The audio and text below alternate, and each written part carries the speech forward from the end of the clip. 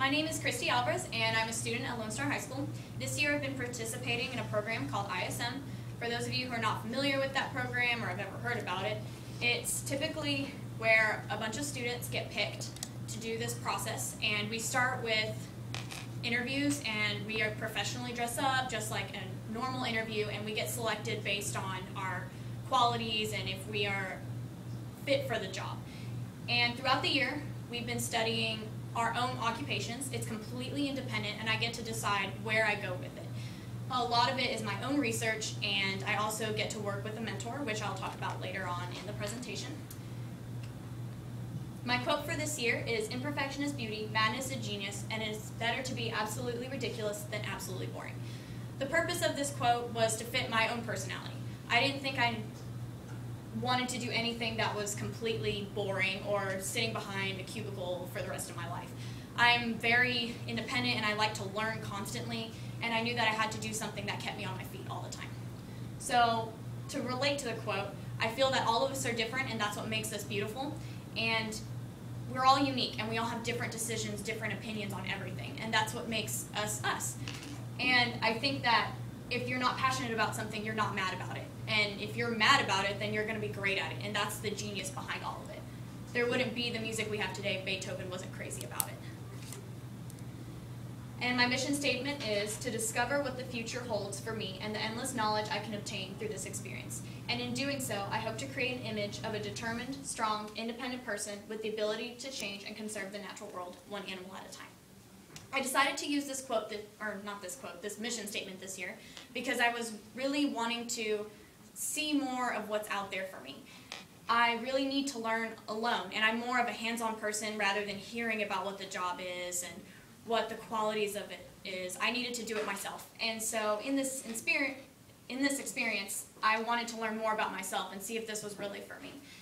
And a lot of this goes with conserving in the natural world, because those are my personal passions. And that's why I decided to write this out the way I did. So what I picked for my future job is a wildlife veterinarian. I am looking to study veterinary medicine, but focusing on the conservation aspect of everything. And my main workplace would be with exotic animals rather than cats and dogs.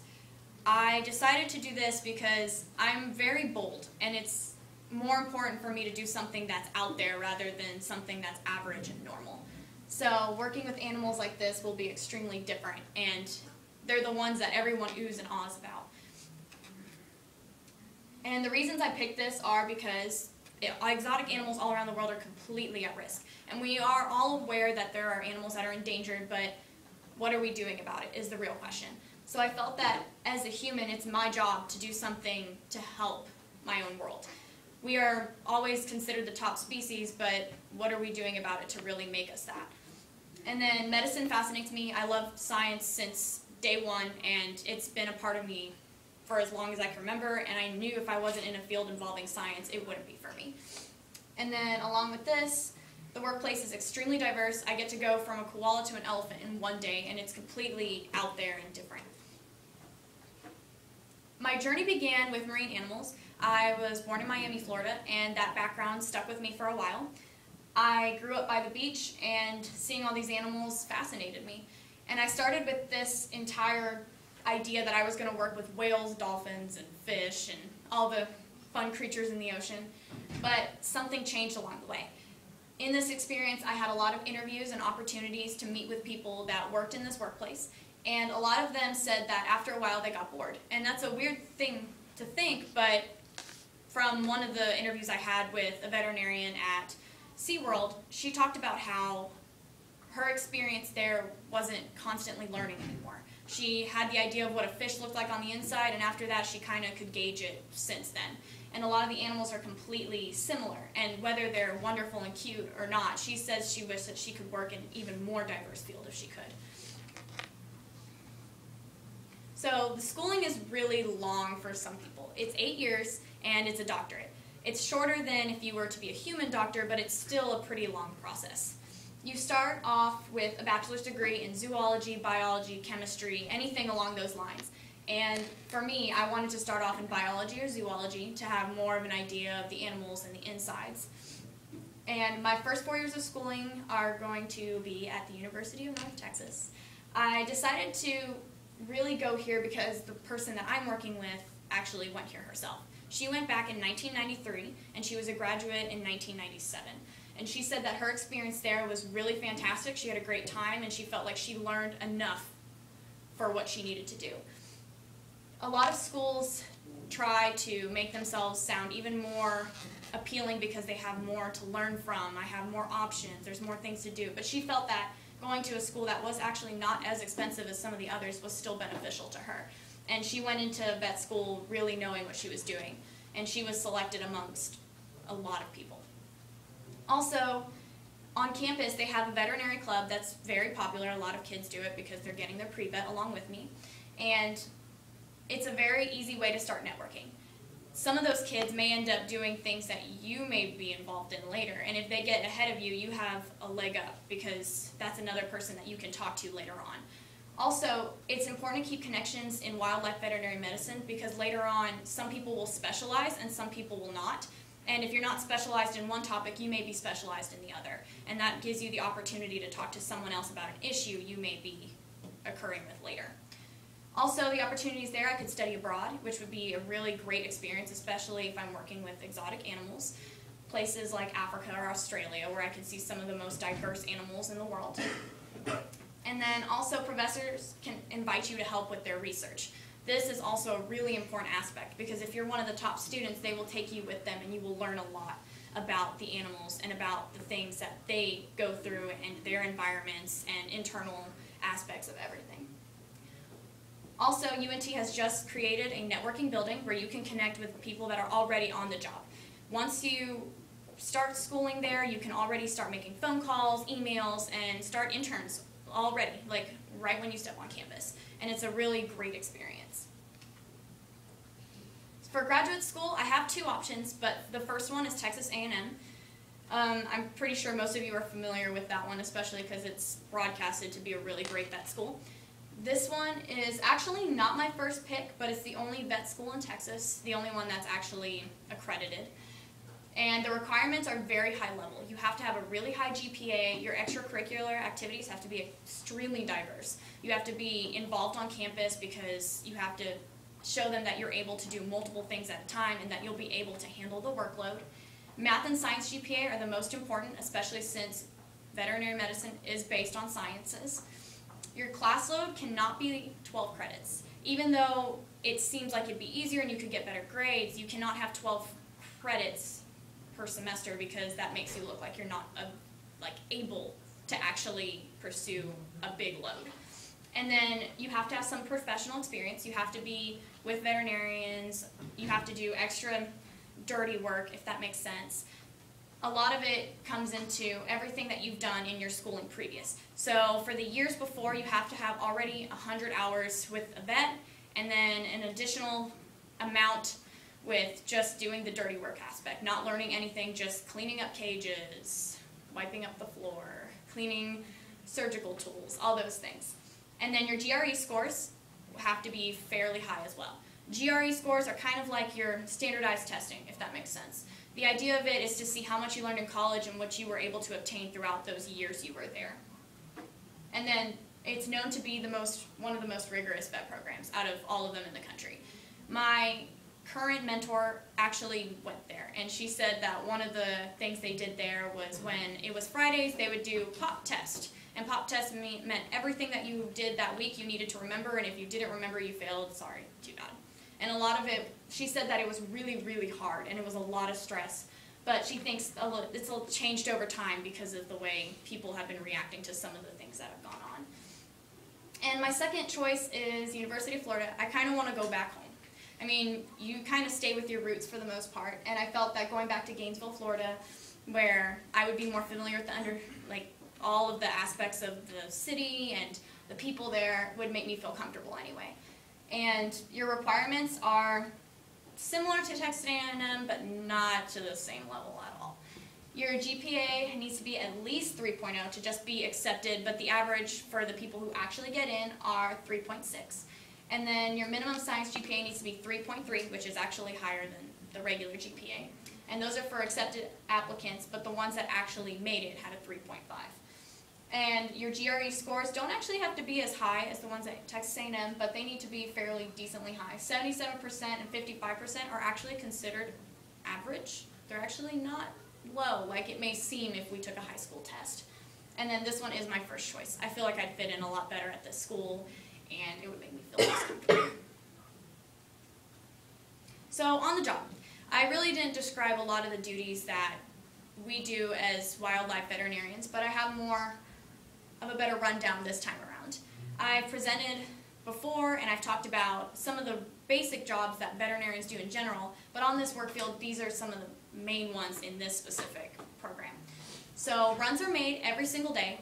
This is where you go from one cage to another, and it doesn't mean they're within the same family. They could be completely different, but you're assigned to those every single day.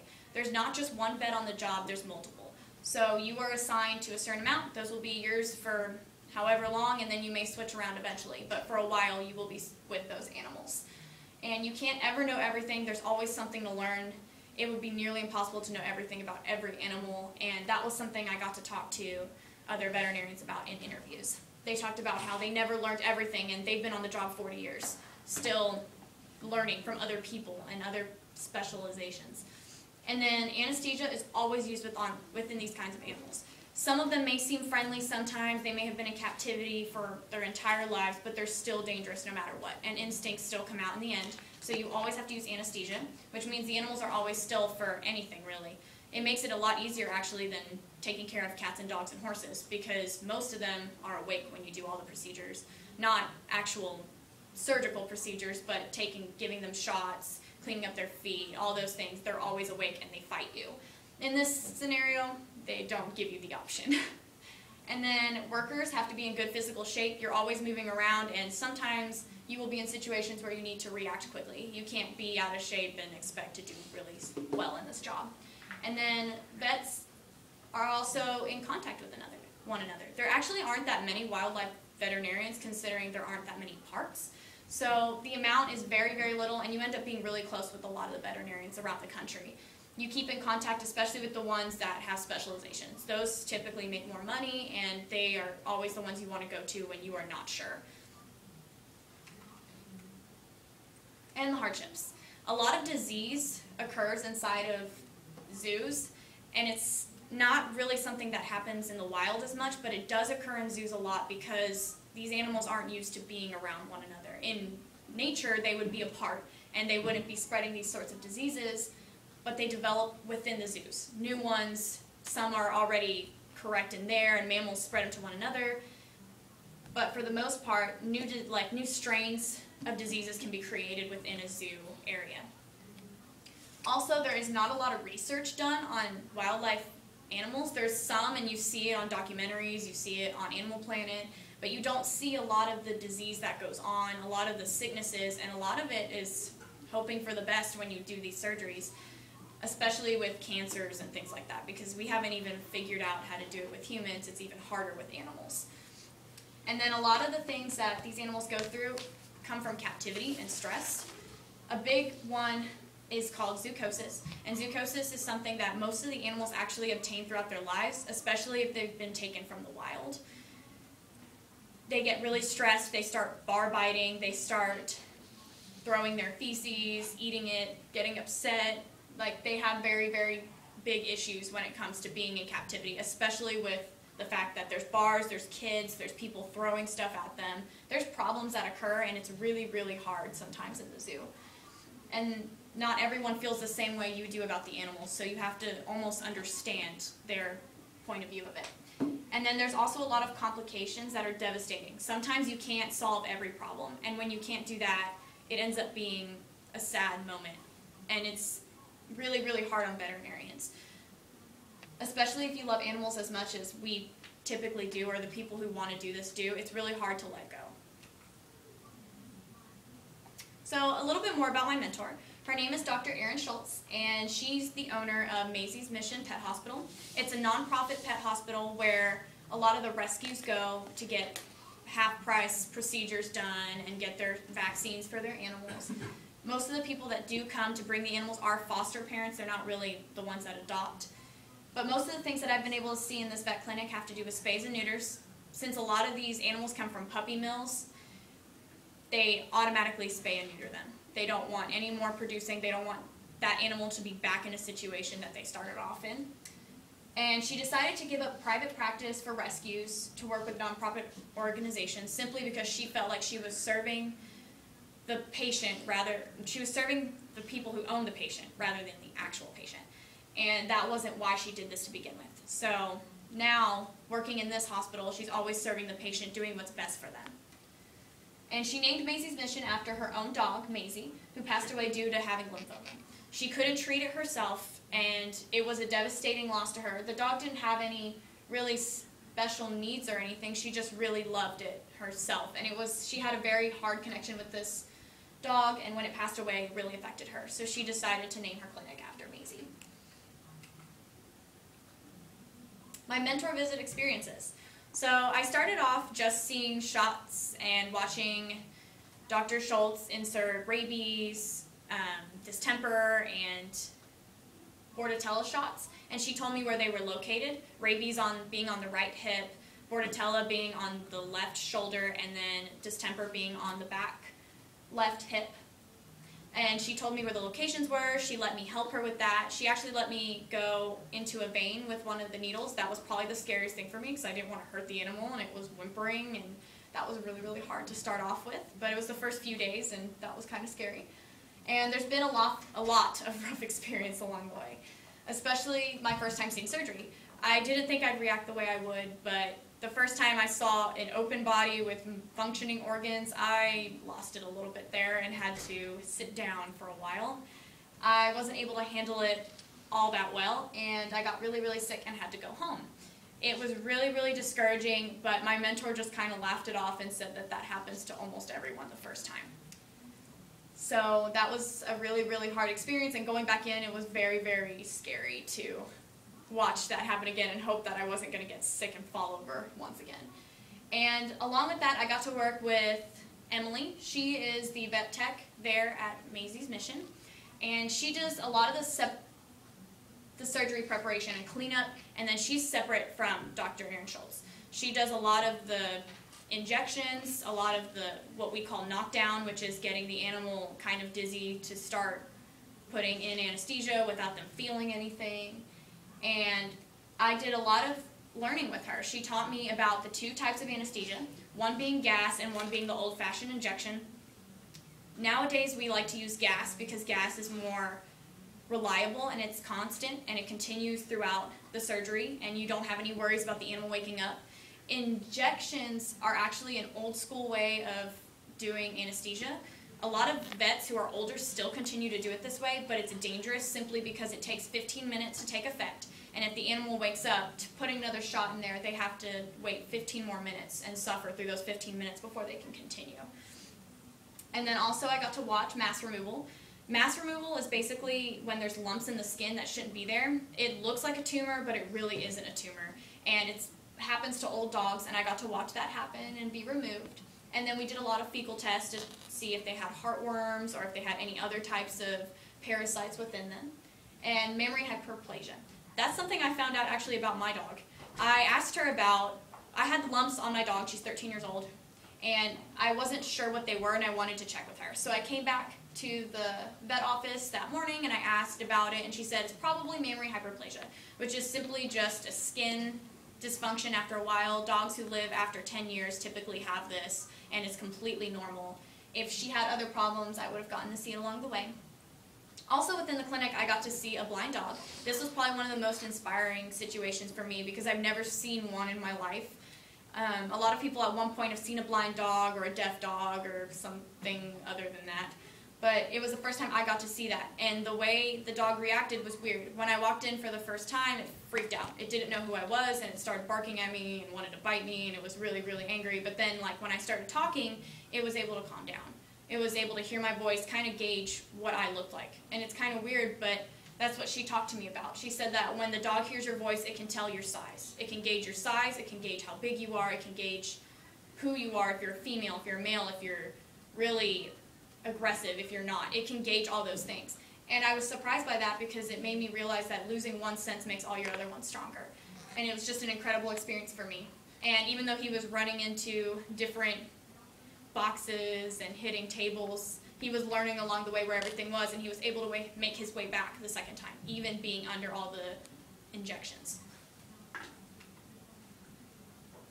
And my original work. So this year in ISM, we're supposed to go over all of the things we learned throughout the year and make something that's going to help everyone else or help people within our industry. And for my original work, I realized that it was going to be difficult to make something that a veterinarian could use in their lifetime that would teach them something. But another thing that was really hard in vet school, according to my vet, was that she didn't know how to relate animals to bigger animals, or start off with a tiny dog, but how do you relate that to something so massive? Where is it located versus within this small animal that's so compact? So I decided to make a book that teaches rather than helps with veterinary medicine majors.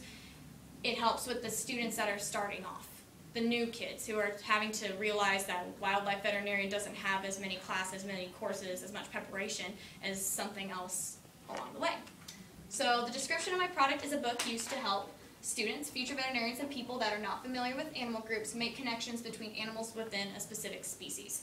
So, for instance, canines, they're very similar to hyenas. If you're wanting to be a wildlife vet, I don't think most of them would have known that off the bat. Some would have, some maybe not so much. But you can range all the breeds by one animal. You can start off with something as small as a chihuahua and work your way up all the way to that hyena or that wolf to the very top. So I've decided to make a book that separates the different classes of animals and then works its way downward to species. In this book, I'm also going to include organs and the anatomy and skeletal systems of each of the animals. So here are some examples of the families that go together. For felines, household cats to tigers and lions. You would never think that something so small could actually be as big as it is in an exotic world. And then dogs to hyenas and wolves. Elephants to manatees. A lot of people don't get that one right. That's actually a really weird one, but elephants and manatees have the exact same internal structure. The only difference is that one has fins and one has legs. And then also with the trunk, that adds a little bit of an adaptation, but their bodies are actually very similar and their organs are located in the exact same places. And then donkeys, horses, and zebras. Most of you are probably familiar with that. And then crocodiles, alligators, and caimans. So the construction of the book is pretty simple. It's consisted of just a binder with sleeves that are completely clear, but each page is specialized to the species. I've already completed the book, and it's pretty interesting looking. I wanted to make sure that all of the animal prints were included because I wanted it to be more of an open experience for people and more inviting than something that has a million words. So pictures and the colors were a really important thing for me. And each page is unique and specific to the creature. So if it were cats, depending on their skin, that would be the page background. And then along with that, each month of my actual focus is spent on organs and families. I did 2 per month, and I had those set up, and then I started working on anatomies and skeletons and picking pictures that were clearer to my audience. I would understand most of the pictures, but I have to remember that there are also people who have no idea what they're looking at that need to be able to understand.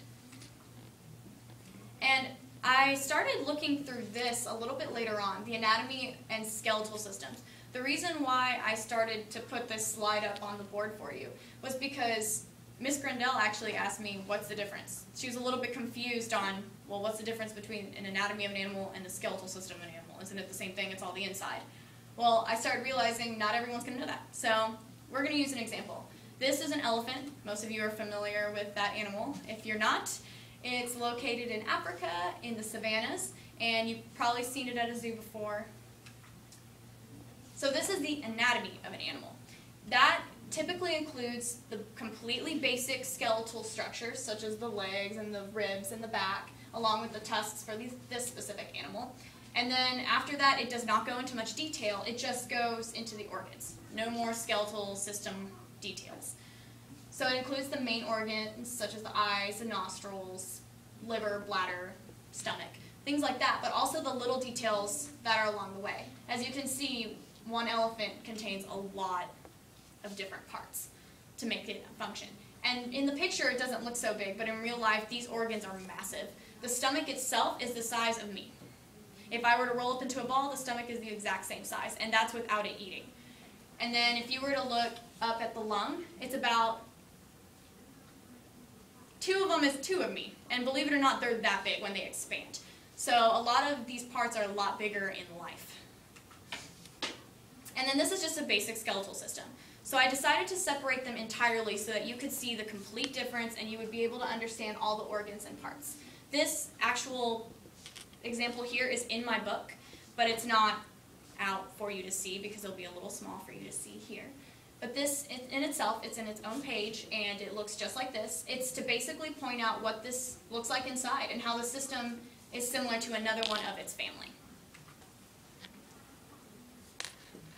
Warning, the next few pictures are a little bit graphic, and if you don't like blood and guts, I suggest you don't look for just a little bit, and I'll let you know when it's over. So, behind the scenes. This is a case of mammary hyperplasia. I got to see it later on after I asked her about my own dog and my own experiences with that, and she showed me later on what it looks like.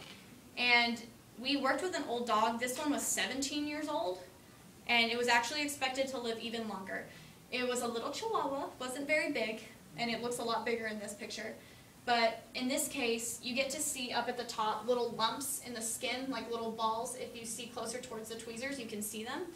But right there, that would be a sign of mammary hyperplasia. My dog's is a lot bigger than that, but those were little ones, and my vet decided to just remove it entirely. The reason why you want to get those removed is because they can eventually cause cancer. Typically, cancer attaches to things like this, and it could end up being a skin cancer that could be a lot more difficult to treat, so she simply removes it in surgery just for the animal's sake. This is a picture of a neuter. The way this works is they